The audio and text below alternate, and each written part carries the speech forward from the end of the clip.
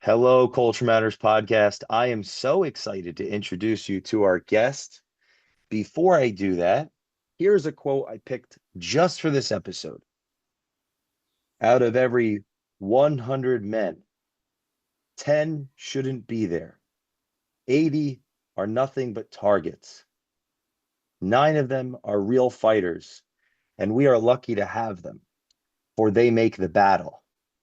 Ah, but the one is a warrior, and he will bring the others back. Heraclitus.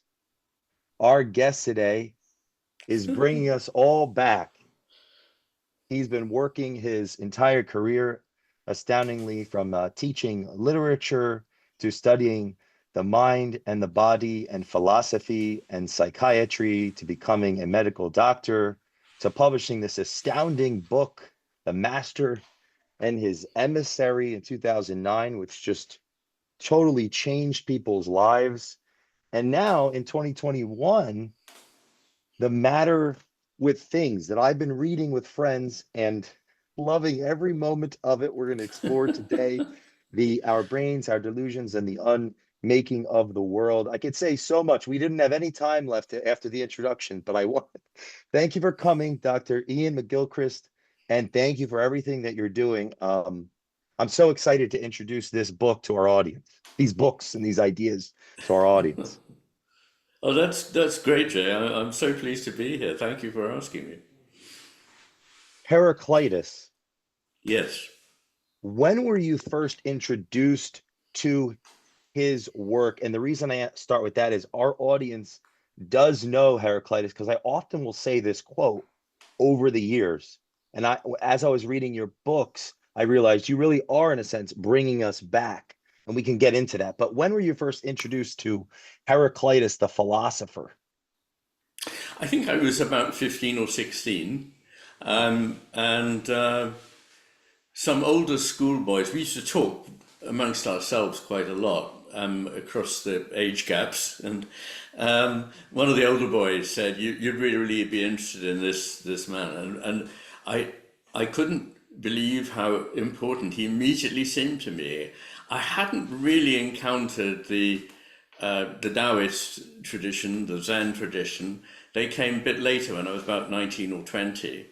Mm. But here was somebody who was revealing a deep insight into the paradoxical nature of existence.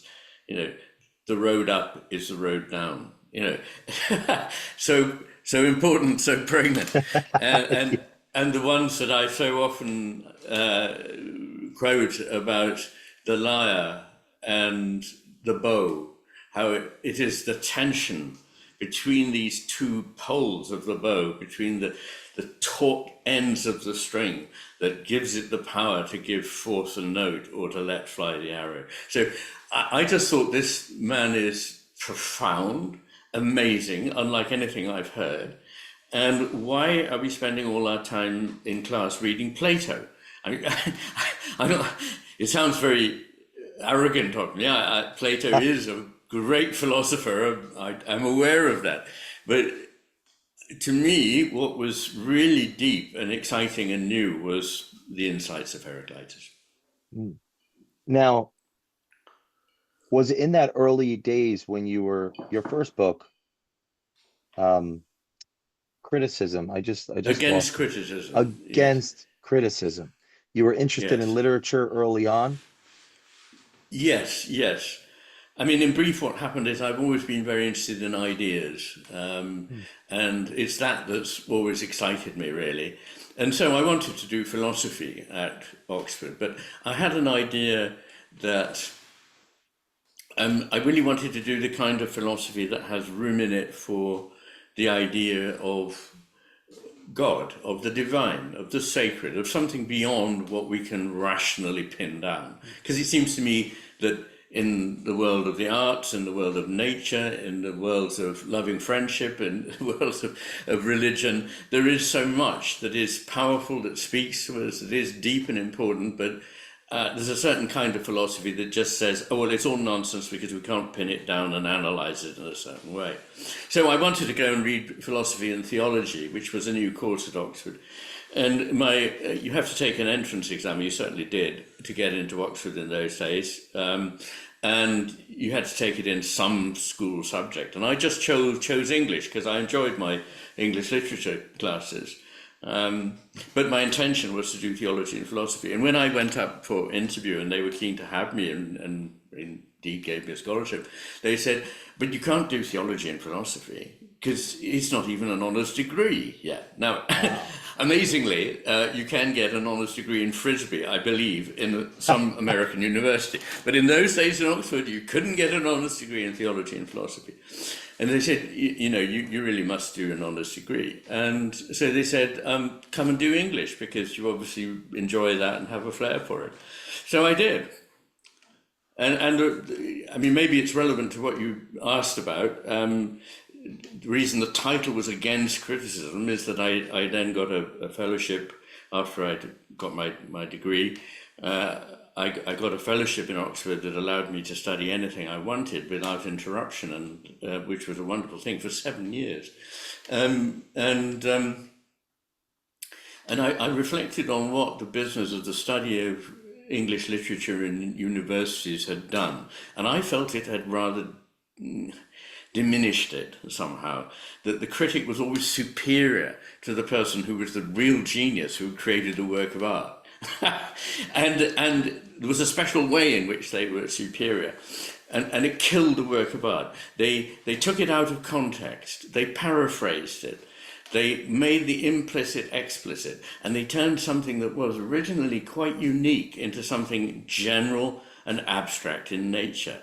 And I thought, but this is to destroy the work of art, which is essentially implicit, embodied. It's like if you take a joke and say, well, this is what it means, it's no longer funny. If you take a great work of art and say, this is what it means, you go, oh, okay, fine, I get that. Because the ideas are not, are not the whole of the work of art. And that got me thinking about the mind-body relationship, about embodied knowledge, embodied experience, and that made me want to follow Oliver Sacks, who just published Awakenings, and go into that area. And I thought the only thing to do is to go back to square one and be a medical student. So at the grand old age of 28, when in this country people start medical school at 18, they were all like, oh, so brave of you to take up medicine so late. And it was like, with one foot in the grave, But anyway, I mean, it was an amazing step backwards because I had this fellowship at All Souls in Oxford, which is kind of like, it's a special prize. But I thought it was worth going back and actually looking at the mind-body problem through the eyes of people, real suffering humanity, where something went wrong with their mind and it changed their whole embodied being, or something in their body changed and it affected their brain and it affected their personality and their way of being. So I wanted to be working at that interface, and the long and short of it is I did train in medicine. I went to the Maudsley Hospital in London after being at the Wessex Neuro Centre, and I spent the rest of my life studying patients that revealed exactly this interesting area between mind and body, between brain and consciousness.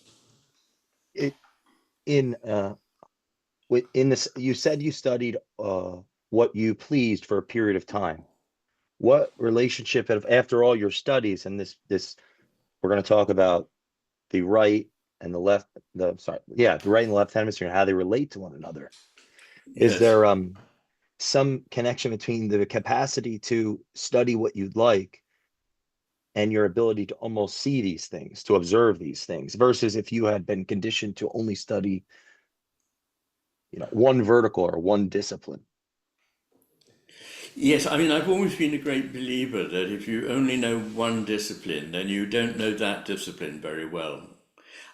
Because you really do need to know more broadly. Of course, we can't, especially nowadays with the explosion of information, we can't all aspire to be more than a little acquainted with a number of areas, but I think we should be at least enough acquainted to be able to see the life-giving connections that go across between what we call the humanities and what we think of as science, because really they're not entirely separate and never should be. I think the question that I'm trying to get to is um, the the the influence to study one thing. In your view, what role could that play with the overemphasis of the left hemisphere? I know we're going into the trying to Yes. get into Well, into yeah, the well, left hemisphere. well, that's right. I mean, the thing is that at that stage, when I made the decision to study medicine, I knew nothing about hemispheres. I mean, except the kind of pop psychology stuff, which is all wrong. So anybody listening to this, the first thing I want to say to them is forget everything you think you know, because it's almost certainly wrong. So, so I mean, it didn't particularly interest me. But then in the process of my training in psychiatry, I began to learn a hell of a lot more. And it just seemed very interesting to me. First of all, why is the brain divided at all, since it's this organ that its power is in making connections between things? Why would it have a whopping great divide down the middle, one that has actually been accentuated over evolution rather than the reverse? Why would the brain be asymmetrical, which it is, both in its form and function? If you just wanted more space, what about just expanding symmetrically? And why is there this band of fibers at the base of the brain that connects the two hemispheres involved in inhibition? So its sort of main function in humans, at any rate, seems to be to, for one hemisphere to say to the other, keep out of this, because otherwise you're going to mess it up. I'm looking at this. So that suggested to me that these were two radically different ways of thinking about the world. And to come to what we need to get to very quickly, broadly speaking, all the neural networks that we know of going back 700 million years are asymmetrical, and they all have to some extent this divided nature. And so it's not just the human brain, it's all brains. And why is that? It's to answer a very simple demand of survival, which is that you need to be able to grasp something very quickly, accurately, deftly, and get it so that you can eat it ahead of somebody else, or pick up that twig in order to build a nest, do it accurately, and so on. So its service is in one direction, one purpose, one value, and that is utility. So it's getting stuff so that you'll remain alive. That's the number one thing that we have to be capable of doing, clearly. But if that's all you're doing, then everything else is neglected, which means that you also don't see the predator who's got their eye on you. You don't see your mate and your offspring that you're supposed to be looking after. So there has to be another part of your brain that is capable of seeing, instead of this very narrowly targeted attention, highly focused on a detail that you already know you want. Instead, it's going, well, there might be all kinds of things here, and some of them may be friendly, some of them may be hostile. I need to know and understand what the whole picture is here. It's only for that that I need to get the food and build the shelter. So clearly there is a hierarchy. I mean, in terms of immediate necessity, the left hemisphere's desire to help you get stuff and fuel and make yourself a safe place is very important. But after that, the story starts to begin of what the rest of the business of life is about and like. And that is what the right hemisphere is designed to do. It has quite different attention. So the left hemisphere has this like spotlight that moves around on the field and just picks up little fragments, whereas the right hemisphere has this broad, open, sustained, vigilant attention, which helps us understand the big picture. What are some of the diminishing returns in our culture today of an overemphasis on the left? Oh gosh, there are so many of them. Is I overemphasis the right word even? well, it is. Yes, it is, because of course it's never all or one, but it is possible for the views of the world that the two hemispheres create to become out of kilter. And perhaps first of all, I should just say a little why that is the case. It's because The left hemisphere is, its picture of the world is very, very simple and enables you to manipulate it. It sees a world made up of atomistic particular entities that are static, separate, denatured, decontextualized, just are there to be grabbed and got. And these things are basically inanimate, abstract, and wholly explicit. Now, the right hemisphere, in the meantime, is picking up the big picture and seeing that nothing is entirely separate from everything else, that everything is interconnected, and that matters because it changes what it is. It sees that context means everything. You see, if you've narrowed your attentional arc to 3 degrees, which is what we're really talking about for the left hemisphere, of course you don't see the context. But the context changes everything. It can even reverse the meaning of something.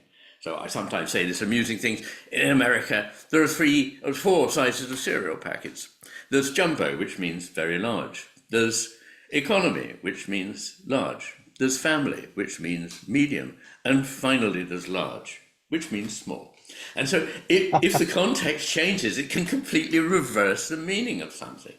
So the right hemisphere sees that context. It also understands the implicit. Now that may sound, well, what does that matter? In an era where everything has to be barn door made explicit and obvious and clear and so on, we misunderstand the nature of the world that we're in, because all the things that really, really matter to us become degraded into something else when they're made wholly explicit. So things like love, things like sex, things like friendship, things like art, architecture, poetry, music, myth, ritual, our sense of the sacred, all these things are of such a nature that they're beyond being easily pinned down in a few words and rationalized about. They're not irrational, they are supra-rational. They're beyond the realm that the reasonable mind can get to. It has to say, at this point, I can't do more.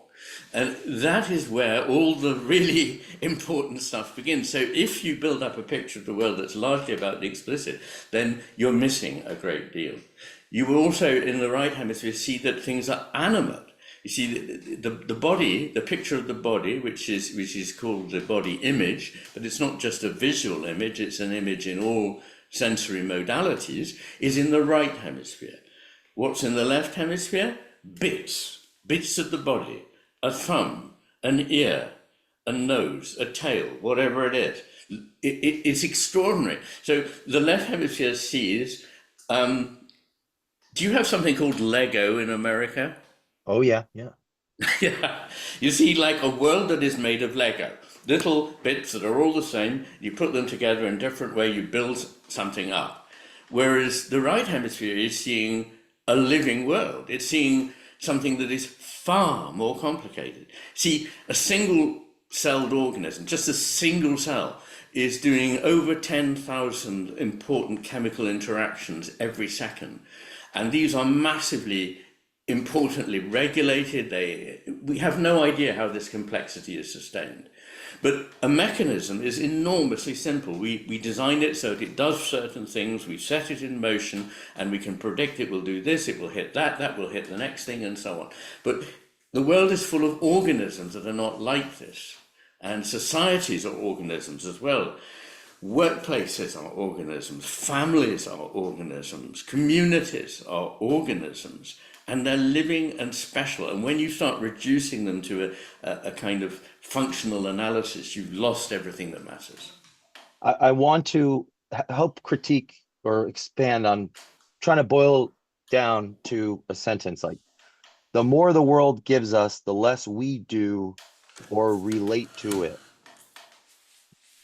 The the more that there yeah, the more the world gives us, the less we do or are called to do, like relating to the world. Like I'll give you an example. If I just criticize, I read a lot, art, music, you quote so much beautiful poetry in your magnum opus. The process of reading the poetry, listening to the music, If I've got it all figured out in my head, I might never listen to the song, or I may never read the poem. I may think I know it, but I don't go through the process of listening to it. I don't go through the process of reading the poetry. There's a diminishing Okay. return.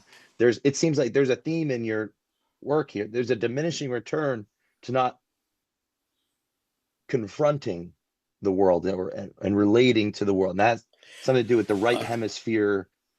Some of the I, diminishing returns, yeah, would be that yes, we're not having that interaction between the master and the emissary. We probably should set yes, the yes. frame and talk about the master and the emissary and what that means. But I said I was going to say in a sentence. That's I'm still trying to. Yeah, But I think the sentence needs adjusting though. So I don't think it's the more that the world gives us, because the left hemisphere ensures that the world gives us very little of what it could give. So the world is unbelievably rich, awe-inspiring, and the left hemisphere reduces it to a bunch of everyday platitudinous conceptions. So it's not that the left hemisphere gives us too much, it gives us too little and says this is all there is. And that's a huge error, because it's the right hemisphere that sees that there's so much there that isn't being seen. Now, I mean, let me just state that, and I go through all the evidence for this in the Matter with Things, that the left hemisphere literally understands much less. It's less intelligent than the right. There's a kind of thing in pop psychology, the left hemisphere is, rational and dependable and probably rather highly intelligent. The right hemisphere is all kind of emotional and so on. This is complete and utter bollocks. good catch. Yeah. No, the left hemisphere is less intelligent, is given to fits of rage, and is not reliable and not down to earth and unemotional. So there's something very important here, but I think the bit that you touched on that I would endorse Not the is a world, but the very, fruit of the world. yeah, but not the world, but the representation of the world. See, there's a difference Yes. between the actual experience of something when you're really there for it, really attending to it, and when you're actually seeing, oh yeah, that's one of those, I know what that is, without really paying attention to it. And the difference between the hemispheres is the way they pay attention. One pays this piecemeal attention so that it can manipulate, and it never really gets the full picture or the message. But the right hemisphere has that ability for something to sort of come into being in front of it. When, like, imagine if you're watching a drama on a film or on a stage that was unfolding and you were completely gripped by it and you were in the presence of what was happening. And then later when somebody says, so what was it about? And you say, well, it's about this man who does so and so and so. I mean, completely lost the feel of the thing, if you see what I mean. And the left Yeah. hemisphere deals only in a kind of version of reality, which is a representation. So it's like a map in relation to the richness of the world that is mapped. Now, we need maps, and we need them to be simple. It's not a criticism that they're simple. But we don't want to mistake the map for the world, because the world is infinitely more complex. And that's a left-right hemisphere distinction. The difference between actually being there in front of a landscape and really feeling the awe-inspiring nature of it is the right hemisphere experience, which immediately in the left hemisphere becomes, okay, romantic looking landscape, picturesque landscape. I've got it, put it in my little box concepts. So it scrubbles everything together. I mean, everything in life is actually unique, everything. But of course, in order to make sense of it, we have to group things. But that grouping has gone so far and so crude in the left hemisphere that it misses so many of the subtle distinctions that really only the right hemisphere sees. Mm. Now, this may sound like, well, why have we got the left hemisphere at all? It can't be right. How come it's so less intelligent and less good at all these things? Well, it stands to reason, by the way. It would be very odd if it weren't, because it's got a different job. Its job is not to understand. Its job is to get that food, is to capture that prey, is to amass that stuff and build a wall and whatever. That's great. but it's not in the business of trying to understand what's actually going on here. And for that, the right hemisphere is absolutely essential. The Master and His Emissary, Divided Brain, The Making of the Western World. That's published in 2009. 2021, The Matter with Things, Our Brains, Our Delusions, The Unmaking of the World. There's an interesting, okay, if I'm Yeah, just being introduced to the conversation, yes. what happened? What happened? Or what it Well, could be happening that we could all benefit from paying attention to, and then with our own yes, agency do certain things or not do yes. certain things, or not so much. The book doesn't seem like a prescription, more so here's something to contend with. Start thinking, start asking questions. So I'm not trying to pigeon you into a No, prescription, but I'd like to no. expand on that because that's such an interesting Yes, and powerful. yes, yes. Well, okay. So just to get it out of the way, the myth of the master and his emissary is this story of a spiritual master who is wise, who looks after a community and all its needs, and it flourishes. And after a while, the master realizes that it's beyond his single capacity to look after all the needs of this community.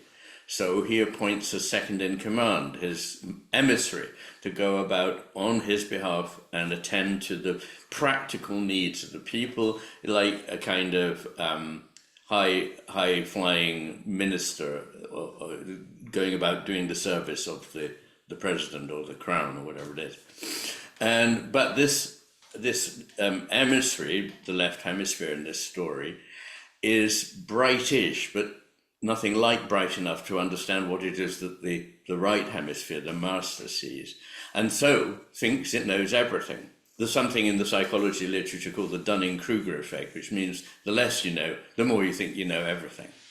And so it does think it knows everything, and it adopts the cloak of the master, pretends to be the master, and because it has no wisdom and doesn't understand what it's talking about, everything falls apart. The master, the emissary, and the domain. So that's the story in brief. That it was my way of putting vividly what I think is happening, that there are these two entities through which or two pathways to means whereby we get to understand the world and to make sense of it. And one of them is very much wiser than the other. And unfortunately, the one that sees less is taking over, like the emissary that thought it was the master. There's nothing wrong with the emissary, the left hemisphere, as long as it remains in its position as a help to the one that really sees the big picture. But it isn't. And so in the second half of that book, and that's why it says the making of the Western world, I look at the different moments in the history of ideas in the West since the ancient Greeks, through the Romans, the Dark Ages, and through to the Renaissance, and on to sorry, I was just distracted there by an alarm going off. I just want to dismiss them all. The Enlightenment, and Romanticism, the Industrial Revolution, modernism, and postmodernism. So I look at all of those and I see how we came to be where we are.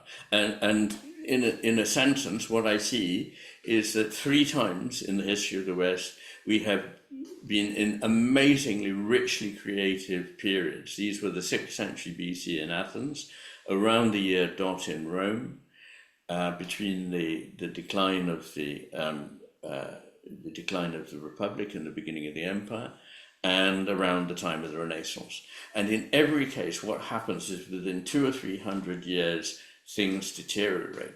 And why do they deteriorate? Because they become stereotypical, they become abstract, they become bureaucratic, managerial, unimaginative, devoid of real contact with the complexity of actual human life. And this is often because these empires, the Greeks, the Romans, and now ourselves, have overreached ourselves. whether that is in a military capacity or whether it's in a commercial or capitalist empire, but we have overreached ourselves. And as a result, what we do is we roll out the same old stuff for everywhere in the world, but it doesn't suit everywhere in the world. Everywhere in the world has its own history and its own problems and so forth. And we think, oh, we've got the answers to everything. It's terribly simple, but it's dangerously simple-minded. And it misses just about everything that could help here. And so we become trapped in a world which is mechanistic, reductionist, unimaginative, unappealing, unsatisfying to the human spirit. And we wonder, why has this happened? Because we've espoused this very reductive, algorithmic way of thinking, which is associated with the left hemisphere. Now, I know that the second book, the big book, the matter with things, or the second of these books anyway, has a subtitle called the Unmaking of the World. Our brains are delusions and the unmaking of the world. And that's because I want to explain more in that book about what is happening to us as a society, why we are losing the meaning of, just about everything that could have helped us here by being committed to this left hemispheric point of view. And what we do is we unmake the world. And what I mean by that is not that we destroy it, as we are indeed destroying it in terms of attacking the environment and perhaps generating highly destructive wars. I don't know. That's not what I'm talking about. I'm talking about the world as a place that we dwell in, not a kind of machine that we exist in. It's not something we skate around on the surface of. The world is something which has depth, and we need to be embedded in it and embodied in it, and our thinking needs to be embedded and embodied. This is important, and what's happened is that we have found ourselves belonging nowhere. We no longer belong in a society. The three main belongings that we don't have. And by the way, the word belonging is interesting because it comes from an Anglo-Saxon root, langian, to stretch out. And if you imagine that you long for something because you don't have it, you know it, but you haven't achieved it, or you want it and it's gone, or you have gone from it. So there is a kind of stretching out between you and it. And those three things are a coherent society in which you can trust other people and share your life with them because you know you share their values. The second is closeness to nature, out of which we come and to which we will return. Nature is not just the, quote, environment, which makes it sound like some technical thing that surrounds us. It is in us, we are in it. And once we're outside of it, we are no longer fulfilled. And the third is the cosmos as a sacred cosmos, and feeling a sense of that in whatever way. And I'm certainly not making any prescriptions about how people should think about this, but at least to have a feeling that there is something there that you sense, that you know, and you've been to places, you've had experiences that suggest there is something profound there, and you are loyal to that. If you have those three loyalties to a social group, to nature, and to the divine, then there's a mass of evidence that shows that we are more fulfilled and happy. And we're more fulfilled in a whole host of ways. We're more fulfilled in terms of being less prone to physical illness, less prone to mental illness, and less prone to disorders of anxiety and stress and so on, depression. Can people think without confronting the divine? I'm sorry? Can people think without confronting the divine, or even the integration of those three things? The reason I ask that is one of your interviews with Dr. Peterson, you brought up a quote, the person of knowledge is uncertain. The certain person has cast away knowledge. I'm paraphrasing. Yes, I think what I would be getting at is that we have a craving for certainty, and that when we think we've got certainty, we're misled because we've pinned down something too narrowly. So certainty is not given us in this world. We only have a degree of security about anything. So I don't claim and I don't aspire to be a person who knows the truth. But I do very, very strongly believe in there being things that are truer than other things. And really, my book, the matter with things, is a way of asking the question: how can we know what is truer? Especially if I'm right that there are two hemispheres which present different versions of the world. And my answer to that, and I established that in the first 400 pages, but people don't need to worry if they don't want to work through the argument and see the extraordinary examples of what happens to people when something goes wrong with one or other hemisphere, which I think most people find incredibly interesting. But if you don't want to do that, I have a little summary at the end of each of the chapters of part one. You can catch up on the message in 10 minutes. But the message is that of all the ways that I call the portals to reality, the ways in which we can get some kind of grasp of reality at all, which I take to be attention, perception, which is not the same as attention, judgments formed on the basis of what we attend to and what we perceive, our emotional and social intelligence, our cognitive intelligence, our creativity, which also helps us to fit things together so I see what's happening here. So in order to get a grasp of the world, we need those things, and all of them are better done by the right hemisphere. So is the one that is better done by the left hemisphere? There sure is. It's getting a grip on something so that you can use it. And this includes language, being able to pin something down and say, oh, I've grasped it, and conveying it in language to another person who hasn't had the experience. So it's not negligible, it's very important, but it shouldn't be taken to be nearly as good a method of understanding things as paying attention to the right hemisphere. Now, even that wouldn't matter very much if there weren't obvious ways of telling, when we have two theories about something, which one is more left hemispheric.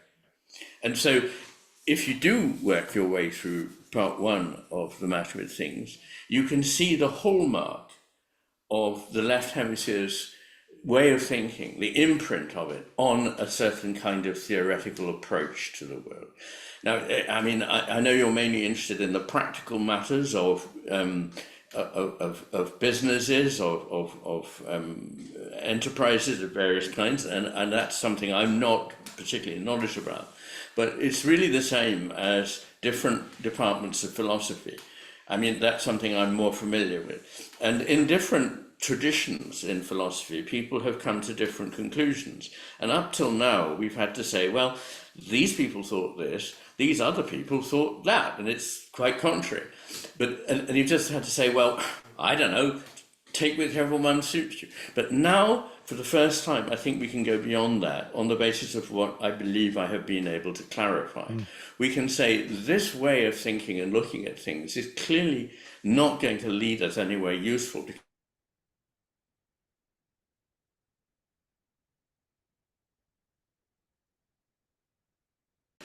That because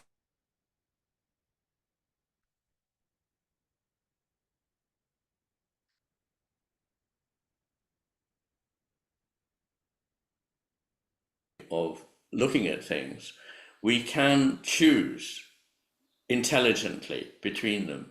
We can say, yes, this looks coherent in itself, but actually it's got all the marks of being a left hemisphere produced system, which is, we know, largely to be disregarded, because the left hemisphere on its own is frankly delusional. And I'm not using that phrase in a kind of jargon way. I'm using it as a psychiatrist would use it. In other words, the left hemisphere on its own enters into delusions about the world, about what's happening, can't make sense of things unless it's under the oversight of the right hemisphere. So that is a step forward in how we can get a grasp on making choices about what is more likely to be true. And in the second part of the book, I then look at the four main ways in which we can approach reality on the basis of the things we've managed to gather. And I take those to be science and reason, but also intuition and imagination. And intuition and imagination have been systematically disregarded or, in a way, disrespected in an era of left hemisphere domination, because the left hemisphere doesn't really understand the right hemisphere. It doesn't understand imagination or intuition. So it tends to go, well, stick to rationality and stick to science. And I'm a great believer in science. I'm a great believer in rationality, but I also know that these need to be combined with intuition and imagination. And indeed, reason and science only work well when they are combined with intuition and imagination. That's a long topic, and maybe we can't go into that all now, but there it is. And then in the last part of the book, I ask, so what are the things we can say, now that we've looked at the ways to approach the world and what kind of evidence we're going to be looking for, the kind of evidence given by the right hemisphere. What can we say about the coincidence of opposites? That, you know, when you go too far in one direction, you start to meet the very thing you were running away from. I mean, that happens all the time in modern society. We think we'll do this and we'll do more and more of it. And as we do that, we find the thing that we were trying to avoid coming in the back door. And, you know, a good simple idea about this is, for example, liberty is a good thing, but if you take it too far, chaos leads to tyranny, which is the opposite of liberty. Now, I'm not suggesting that at the moment we're in any one of those positions, but I'm just giving it as an abstract example of the way in which pursuing something too far gives rise to its opposite. So we don't want to discriminate against people. That's a very noble principle. But by pursuing it in the way that we are doing, mechanistically, left hemispherically, we're actually producing incredibly unjust discriminations.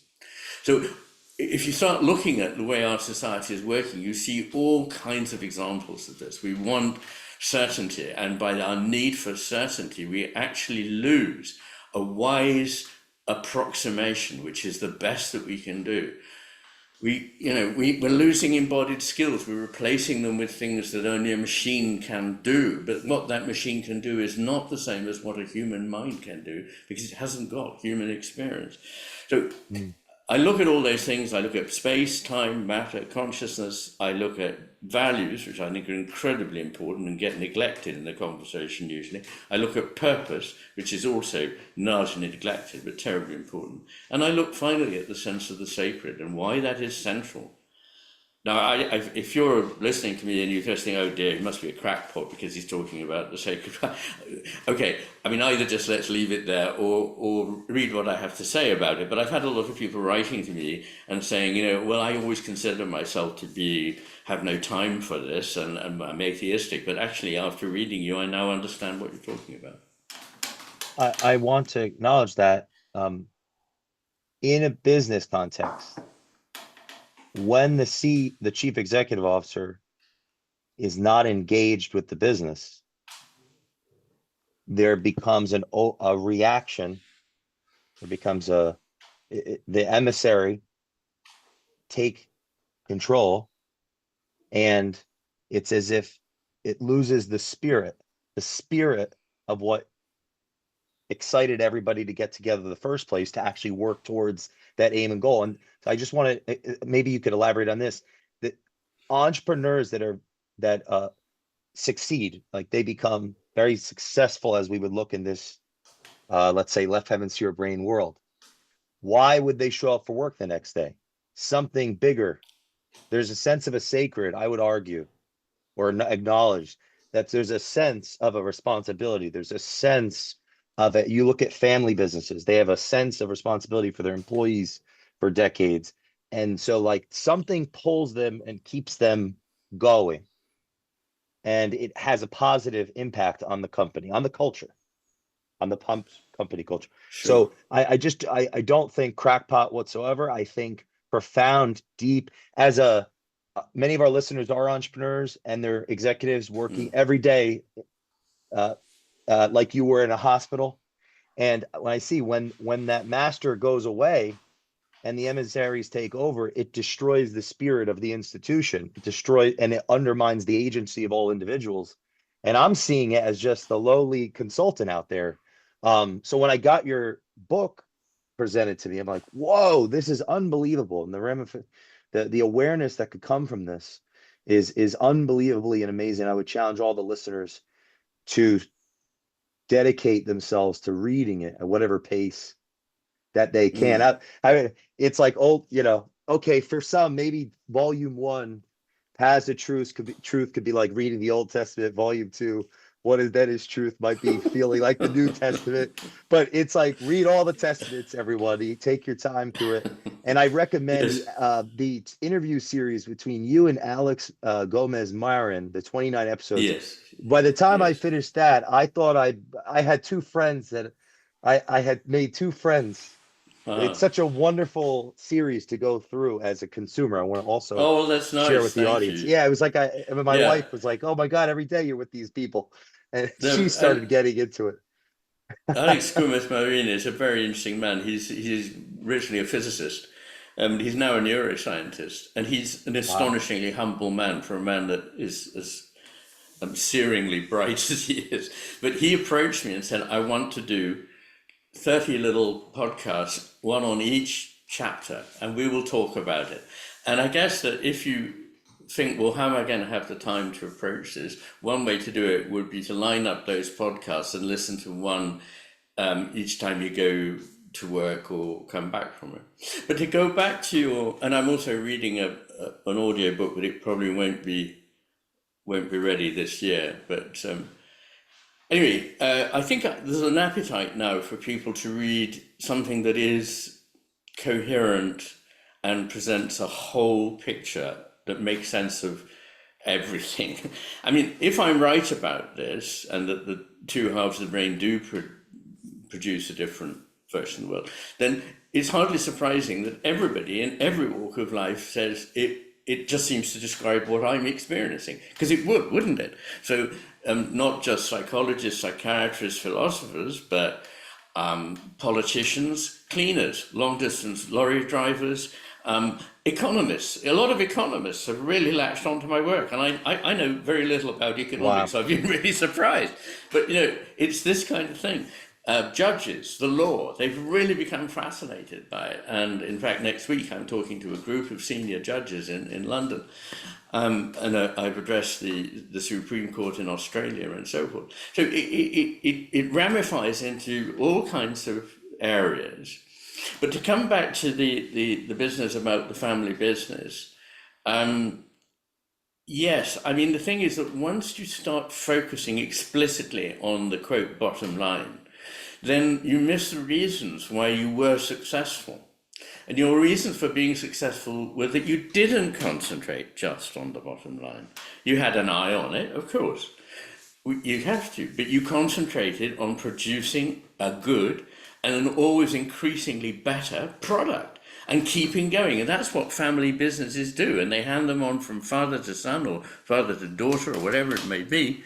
And that is a quite different kind of way of thinking about what you're doing. You're engaging with people, you're I have a providing question for you, of social good. neurologically. If Yes, I'm a family a founder, right, and if I'm thinking about my next generation, is that process going to be a right hemisphere emphasis? oh, Because you're very much saying so, I'm yes. learning from your book, the right hemisphere is exploratory, it's imaginative. Um, like if I want to make sure I follow too, we our experience of the world comes through the right, but then it's Yes, attended to at the left, and then it has to come back to the right for that integration exactly. to take place for us to have a self that is functional and integrative in society. And you're making Exactly. this okay. So when that doesn't happen in business, Dr. McGilchrist, the thing blows up in a No, bad no, it way. does. So Well, I mean, there are many examples of great companies, Merck, Pfizer, ICI, that were doing very well. And then the men in suits said, oh, it's all about the bottom line. And they went to rack and ruin. Boeing, another one. And, the really interesting one is, for me, Japan Airlines. Japan Airlines went into receivership. And they boldly appointed a Buddhist monk who had no previous experience of business, I think, never mind airlines. And within 18 months, he had returned, shorter than that, he'd returned it to profitability. And in 18 months, it was relisted on the stock exchange and it's gone from Wow. strength to strength. And people said, what is your secret? And he said, if you want eggs, look after the hens. And I love it. but Wow. but there's more to it than that, of course, because he was taking a broader view. And if you, the left hemisphere always takes this narrow view, narrow in time, as well as how this has, like a boat, the wash from a boat as it's going through the water will go outwards and affect lots of other places. It also doesn't see that a boat is always going somewhere and leaving something behind. And it's this business of being situated in deep space and deep time with values that go beyond the immediate that enables you really to excel. Although if your motivation for doing it is just to make money, it won't work. It's like if your motivation for practicing mindfulness is that it'll enable you to rip off your customers more effectively, you're not going to be doing mindfulness.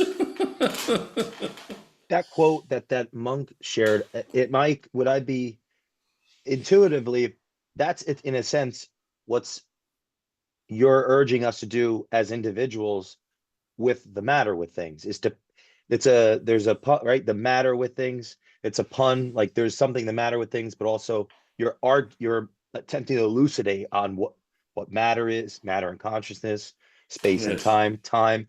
There's a depth to it that I'm going through it. I'm going to have my own individual psychophysiological or philosophical response to it yes, that can help me watch yes, my eggs, essentially. That's why yes. it's an important book that I would challenge our listeners to actually invest that time to go through for what it could, what they can do through themselves Yeah. relating to it. If you could Ab- expand on that. yes, absolutely. I mean, of course, faced with the situation in the world, a lot of people say, well, what can I do? And there are things that people can do, and they're very important on the public level. But there are also things that they can do in the only area over which they really have control, which is their own lives. And so I always think that, you start from within, you start from the heart. And that is not to say that you abandon intelligence. I mean, I would say intelligence is extremely important, and but you do need, unless we change the way in which we think about what we're doing here, what a human being, we only have this one life as far as we know. What are we doing here with it? What is the world? What are our relations with other humans and with nature? And what is our relationship to that realm I can only call the sacred if we acknowledge its existence? So I think the thing is, what I hope my work does, and the evidence from just a very, very large correspondence, for which I'm very grateful over many years, is that it changes people's lives. It doesn't just teach them a skill in a kind of self-help way, do this, not that. It actually changes the whole way they are. That people write to me and say amazing things. Not only am I much more effective in my work, but my marriage is getting better. I get on better with my children, or whatever it is, and it's because I'm trying to make real to people a different kind of a world that's different from one they've been taught to recognize, which is dead, mechanistic, passive, stuff to grab, and instead seeing that it is actually like entering into some glorious dance. It is a living thing that we take part in. Everything is relational. And I'm not just saying that in some sort of soppy, soggy way. I'm saying it in a metaphysical way, that actually whatever it is we know is not just a thing. That's why the things are in the title. I think there's a problem with a world made up of things. It is in fact an experience, which is a two-way experience between something other than me and me. So there's something inside me that goes to experience an encounter with something that isn't me. And out of that comes my experience. So everything is resonant in this way. And these things work both ways. So our relations, every kind of relation, works both ways. If I have a relationship with you, I affect you, you affect me. And if we can see that everything we do is relational, not just we're manipulating things as on a board, let's move that over there and see what happens, then we will understand what we're doing and I think make more sense of what happens. In closing, I want to thank you for your time today. It's been a great honor, and it's been a privilege to actually read the book. One of our regular guests, great friend of the show, Nathan Merrill, has told me about how the Master and his Emissary impacted him over the years. And when I had the opportunity to see you in London and say, "Hey, I've had this book next to my bed, and I've been intimidated to read it." Um, what a blessing it's been to finally have the gumption to take a look through the pages, and it's changing my life, Yes. and we're gonna and hopefully will continue to help our audience grow as I go through these books and share them with our audience. But it's been a great honor and privilege to have you on the Fantastic. Culture Matters podcast. There's one actually question I did want to ask you about this, Sure, sure. if you have 5 minutes or less, things, right? So in one of the, it had to be, I don't know, I think it was on time, your chapter on time, chapter 22. You elucidate on 1,000 years ago, a thing was a place of gathering or around a Yes, context. To yes, me, that was like there was a culture or some type of, there was something about the human condition in that. And that today a thing is like yes, anything I hold up. yes, If you could just yes, yeah, elucidate on that, because I thought that was very, culture matters yes, is like the whole yes, show. yes, Culture matters. yes. And like if I look at the matter with things, it's like backwards. Culture matters backwards. Anyway, if you could elaborate on that, and Yes, yes. I mean, we we live in a world in which we think that it's made up of things, and there can't be any relations until we've established those things, and then we can relate them ourselves. But in fact, there is a bed of relations out of which what we call the things emanate. And I read, now, let me get the name right, Abraham Heschel, who's a New York rabbi of the late 20th century, fabulous writer. He wrote a wonderful book called Sabbath, which I thoroughly recommend. And in it, he said, there is no word in Hebrew for thing. There are words for meetings, encounters, relations, and so on, but there isn't a word for a thing as such. And then I thought, yes, and in Anglo-Saxon, which was something I had to study at Oxford, a thing was a group of people getting together to discuss a matter. So even the matter was a, a matter to be discussed, not just lumpen matter sitting there like stuff, which nobody's ever seen, this stuff. All we've ever seen is aspects of our experience, which we call material. And so, yes, and then as you come forward in time, words like matter and thing that start off meaning, well, I have to say ideas or matters that are deeply important to us and are held by a group of people, it comes to a single thing that has no meaning in itself and is held by a single person. So I just think that that progression is interesting. I mean, I may just throw this out. I mean, if you ever are interested in a word and think that's an odd thing, look up the etymology of it. I have learned so much from etymology over the years, and what you see is like a sort of history of our culture, how this word used to mean this and now means that, like myth. To the ancient Greeks, muthos was the serious kind of truth. Logos, from which we get logic, was the kind of trivial truth, the kind that would obtain in a court of law, where you had to decide, well, does this person owe that person 30 quid or whatever, dollars or whatever, or not? But myth was the kind of truth that deals with the serious things. like the nature of the cosmos, what the Earth is, where we come from, where we go to. There was no suggestion that myth was untrue. It was in the 19th century that the word myth started to mean an untruth.